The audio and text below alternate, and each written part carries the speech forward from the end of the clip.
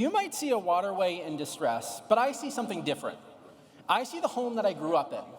I see the waters that I used to swim in as a kid, and I see waters that now are a casualty of cyanobacteria and algal blooms. But this isn't just a local issue. It is a global pattern of environmental degradation that is driven by lack of insight at the local level. All of this has been developed by poor zoning policies, poor city planning, and the inability for local governments to react to modern climate crises. But again, this is not just a local issue. If we scale out, here you can see Cape Cod, Massachusetts as an indicator for a high growth region for these cyanobacteria blooms. But we have to realize that each local policy is often considered insignificant, tucked away in meeting minutes, local policies going back to the 1950s and 60s.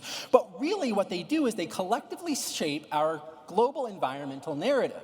So what we need to be able to do is we need to go back into the annals of history and not only understand how did we get here, but be able to quantify the human impact on the environment around us. And what we were able to do is we were able to do that with artificial intelligence in order to make our communities to be more data-driven and the world a more sustainable place.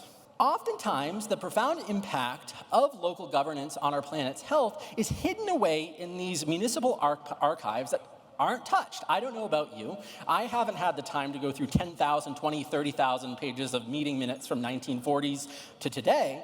But this is where the methodology I developed called digital archaeology brings AI to be able to parse all of this data so that you can take hundreds of thousands of pages of meeting minutes around environmental policy, local governments, and put it into a single searchable application so local governments can easily pull up cases around environmental degradation and inform their policymaking. So in essence, what we do is we produce a single source repository of local data.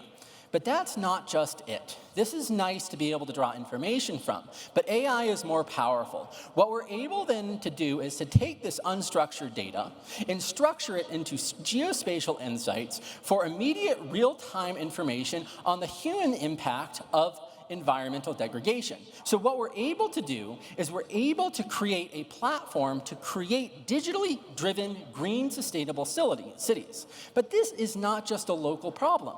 Remember, we can scale this up. We can see the local impact and the impact it has on the globe. How do we do this? Well, we scale this process using a variety of methodologies from data scraping, large language models, and AI to really create a strong human impact on the global ecosystem. So, in fact, what we are doing is we are transforming sustainability with AI grounded in principles that have local